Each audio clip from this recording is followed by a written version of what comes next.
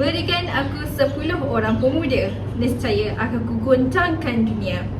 Itulah baik kata-kata Soekarno, iaitu Presiden pertama Republik Indonesia, yang saya kira sememangnya kata-kata beliau itu wajar ada dalam diri setiap orang pendidik di Malaysia.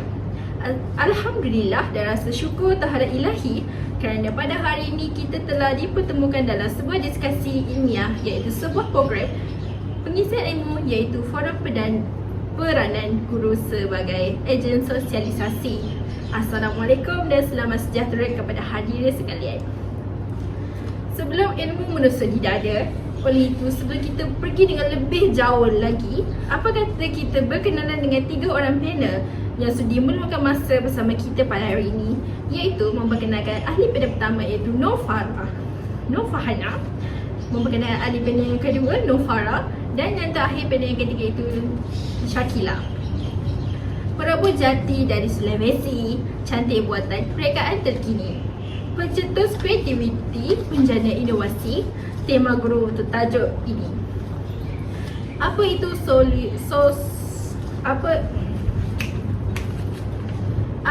sosialisasi? Sosialisasi dapat definisikan sebagai satu disiplin ilmu yang turut muncul seiring kewujudan kelompok manusia. Menurut Auguste Comte 1842, sosialisasi ialah satu bidang ilmu yang mempelajari manusia sebagai makhluk yang memiliki naluri untuk sentiasa hidup bersama-sama dalam satu kelompok masyarakat. Sosialisasi juga dapat difahamkan sebagai kajian sistematik dan saintifik mengenai manusia dan interaksi sosial mereka dalam masyarakat daripada pelbagai sudut, iaitu kata-kata dari Amir Hassan 2006. Oleh itu, saya dapat merumuskan bahawa sosialisasi adalah satu bidang yang tidak dapat dipisahkan dalam kehidupan, kerana sosialisasi ini mampu mengatur hubungan di antara individu dengan individu yang lain. Dalam dunia pendidikan pula, guru menjelaskan sesebuah kurikulum dalam proses pengajaran dan pembelajaran, iaitu PDP, yang merupakan satu tindakan untuk berkomunikasi dan berinteraksi antara satu sama lain. Meskipun begitu, wabak COVID-19 yang melanda Malaysia yang telah menghalang guru untuk menjalankan rutin harian mereka seperti biasa di dalam bilik darjah seperti sebelum ini, maka wacana penulisan saya pada hari ini akan memperincikan peranan guru sebagai ejen sosialisasi semasa PDP dan norma baru ini. Cik Farhana, bolehkah Cik Farhana kongsikan bersama apakah fungsi utama peranan guru sebagai ejen sosialisasi? Dipersilakan. Fungsi utama ialah untuk memberi pendidikan dan latihan. Pendidikan dianggap sebagai proses membentuk seseorang manusia yang sanggup berfikir kritis dan mempunyai daya kreatif. Latihan pula bertujuan memberi kemahiran teknikal dan kegiatan psikomotor. Oleh itu, peranan sekolah ialah untuk memberi peluang kepada manusia, khasnya generasi muda, untuk menguasai berbagai-bagai ilmu, pengetahuan dan kemahiran yang difikirkan sesuai. Guru bukan hanya menyampaikan ilmu pengetahuan semata-mata, tetapi juga menanam sikap, nilai dan sasya yang sempurna dan mematuhi peraturan masyarakat. Pada masa kini, masyarakat perindustrian yang maju dalam bidang teknologi sedang mengalami perubahan sosial yang pesat. Guru juga berperanan sebagai ejen perubahan. Pada zaman moden ini, guru adalah dipertanggungjawabkan untuk memberi pendidikan moden, menghasilkan perubahan ke atas kendiri muridnya. Sekolah merupakan yang utama sebagai satu aspek alam sekeliling yang mendatangkan kesan di dalam pembentukan sahsia muridnya, sesuai dengan perkembangan dan keperluan masyarakat.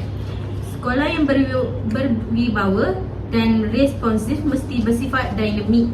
Unsur ini akan menggerakkan dan membolehkan sekolah sentiasa dalam keadaan yang segar, hidup berkembang dan terus maju, selaras dengan keperluan zaman dan negara mengikut peredaran masa. Guru juga sebagai penggerak masyarakat. Pendidikan adalah proses dan aktiviti yang bertujuan membawa perubahan kepada seseorang individu mengikut norma dan nilai sesuatu masyarakat. Sekolah merupakan pengaruh yang utama sebagai satu aspek alam sekeliling mendatangkan kesan di dalam penguasaan ilmu baru. Guru juga memainkan peranan sebagai ejen memodernisasikan masyarakat dalam semua bidang perkembangan dan kemajuan. Ini bermakna guru sebagai penggerak masyarakat perlu mementingkan nilai kemasyarakatan dan proses pembaruan. Guru juga sebagai pembina negara. Masyarakat Malaysia adalah majmuk terdiri daripada berbilang kaum yang mempunyai kebudayaan yang berbeza. Di antara kaum-kaum ini pula terdapat perbezaan penempatan kawasan seperti bandar, luar bandar, estet kampung, pertanian dan kampung nelayan. Atas kesedaran ini, Malaysia telah merangka Rukun Negara pada tahun 1970 yang dijadikan dasar pendidikan kewarganegaraan, pembangunan dan perkembangan masyarakat. Rukun negara ini terdiri daripada 5 prinsip yang utama. Yang pertama, kepercayaan kepada Tuhan. Yang kedua, kesetiaan kepada raja dan negara. Yang ketiga, keluhuran perlembagaan. Yang keempat, kedaulatan undang-undang. Dan yang kelima, kesopanan dan kesusilaan. Melandaskan kepada rukun negara ini, Malaysia berazam untuk mencapai perpaduan yang lebih erat di kalangan seluruh masyarakat, memelihara satu cara hidup demokrasi, mempunyai satu cara kebudayaan nasional yang kaya dan berbagai corak, membina satu masyarakat maju yang menggunakan sains dan teknologi moden serta guru sebagai pakar rujuk. Itu sahaja daripada saya. Sekian, terima kasih. Terima kasih ahli panel. Hadirin sekalian, sebentar tadi dengan jelas sekali penerangan yang diberikan oleh ahli panel sebentar tadi.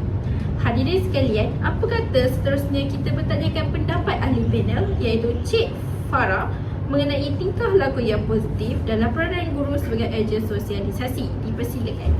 Terima kasih kepada Puteri. Seterusnya, perkembangan tingkah laku yang positif. Peranan seorang guru sebagai seorang ejen sosial ibarat doktor dan jururawat yang bertindak merawat muridnya. Guru bertanggungjawab dalam memupuk sikap dan nilai, ya Allah. Guru bertanggungjawab dalam memupuk sikap, nilai dan khasiat murid yang sempurna supaya selaras dengan kehendak masyarakat. Dalam hal ini, guru memainkan peranannya dengan memupuk nilai-nilai murni seperti belas kasihan, bertolak ansur, bertimbang rasa dan bekerjasama. Anak-anak muda ini amat memerlukan keperluan psikologi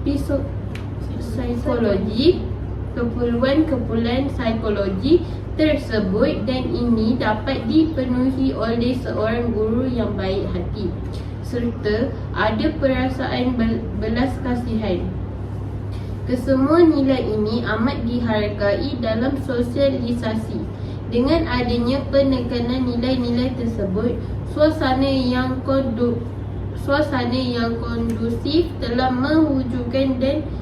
menwujudkan untuk bersosialisasi.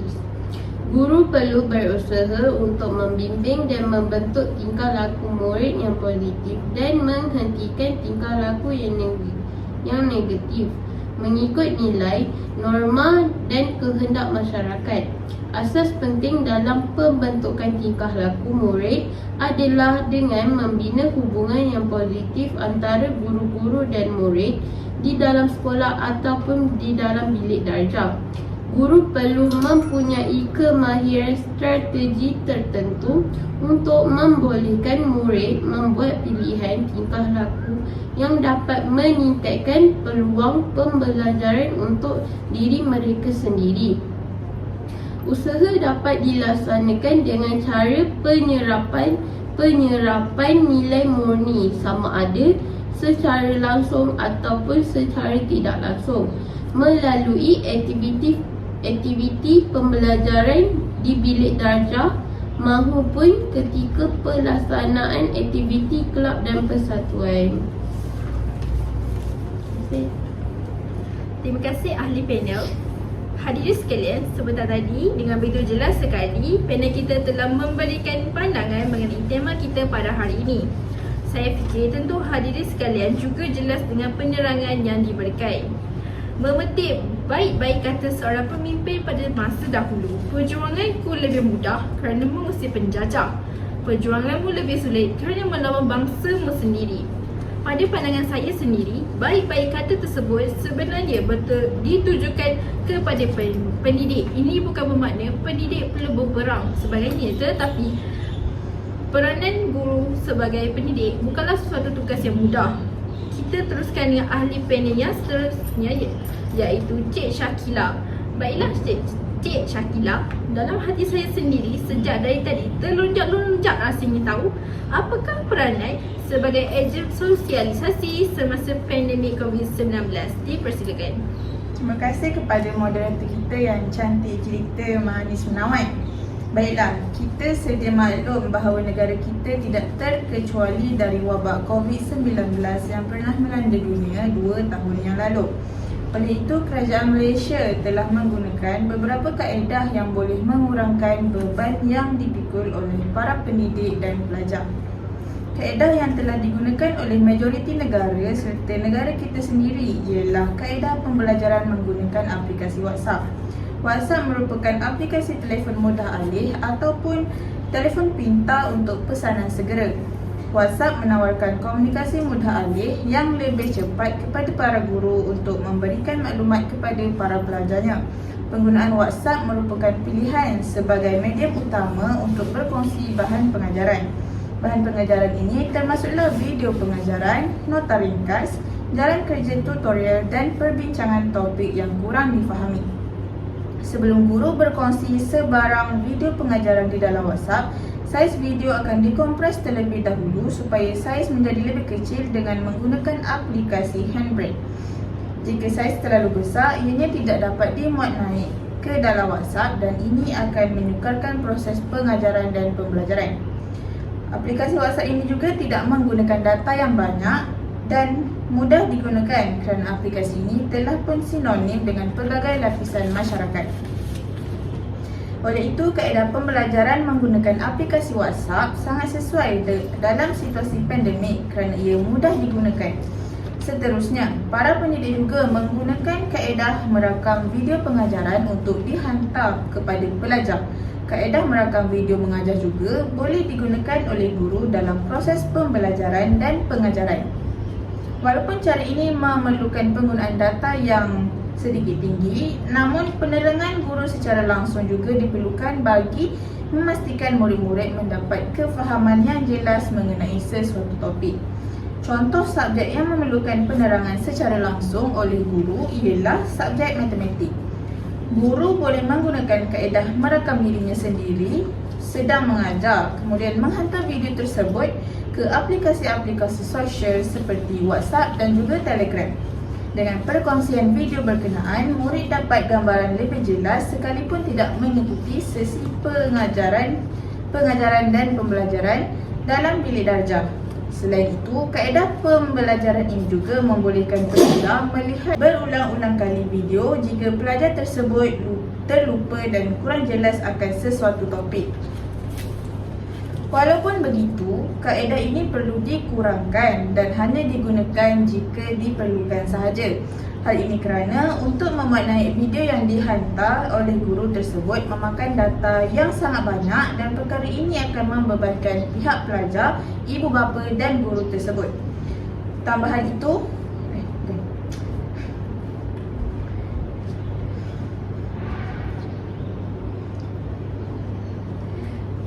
dan yang terakhir sekali, kaedah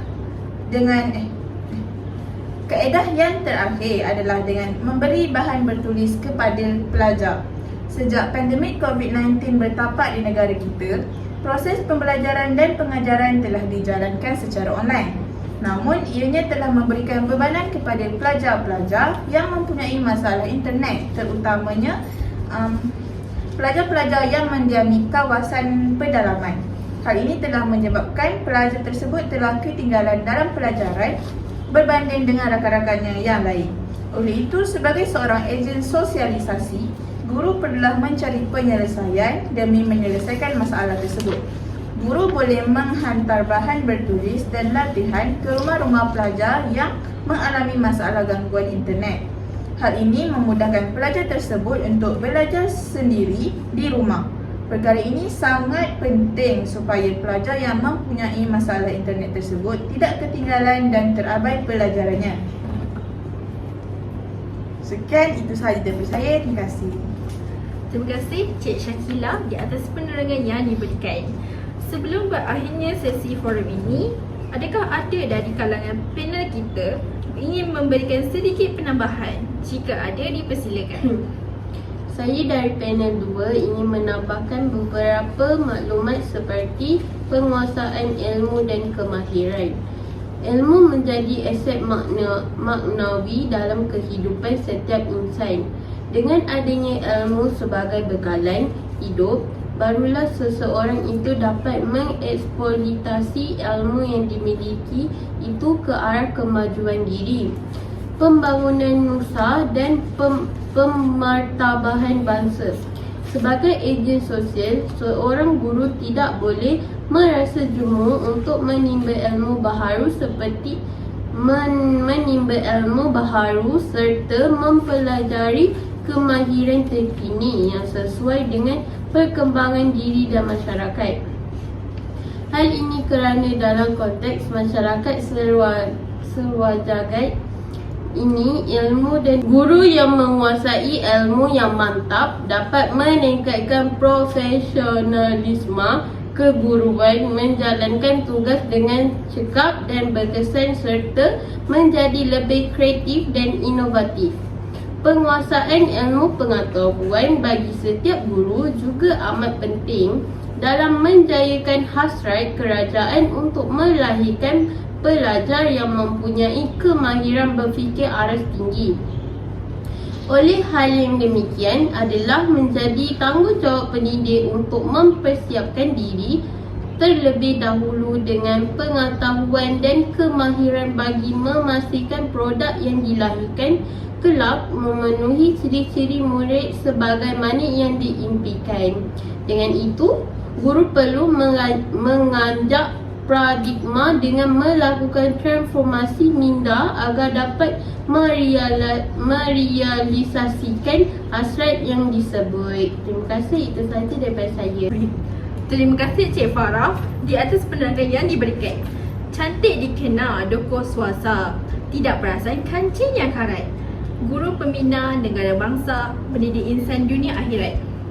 Begitu banyak sekali ilmu yang dikongsikan pada hari ini. Terima kasih ahli panel sekalian di atas info dan pandangan yang mantap sekali. Masa begitu mencemburui. Konklusinya, kita hendaklah sentiasa melahirkan pemikiran yang kreatif dan inovatif sebagai seorang guru yang juga merupakan ejen sosialisasi dalam dunia pendidikan. Meskipun begitu, kebajikan murid-murid, ibu bapa, bahkan guru wajar diambil kira bagi mengelakkan bebanan kepada mana-mana pihak. Maka bidang pendidikan dapat terus berkembang agar dapat duduk sama tinggi dengan negara-negara yang maju yang lain dalam dunia pendidikan di peringkat global. Oleh itu, saya berharap semua cadangan kaedah PDP dapat diteruskan dan dilaksanakan bagi mengimplementasikan murid-murid yang seimbang dari aspek jasmani, emosi, rohani, intelektual dan sosial CHERIS yang telah digariskan oleh falsafah pendidikan kebangsaan FPK. Sebelum menutupi raih forum kita pada hari ini, saya sangat suka memperdengarkan hadirin sekalian sajak nukilan Osman Awang. Jika hari ini seorang Perdana Menteri berkuasa, jika hari ini seorang raja menaiki tahta, jika hari ini seorang presiden sebuah negara, jika hari ini seorang ulama yang mulia, jika hari ini seorang peguam menang bicara, jika hari ini seorang penulis terkemuka, jika hari ini siapa saja menjadi dewasa, sejarahnya dimulakan oleh seorang guru biasa dengan lembut sabarnya mengajar tulis baca. Kalau ada sumur di ladang, boleh saya menumpang mandi. Kalau ada umur yang panjang, semoga kita bersua kembali. Sekian, terima kasih.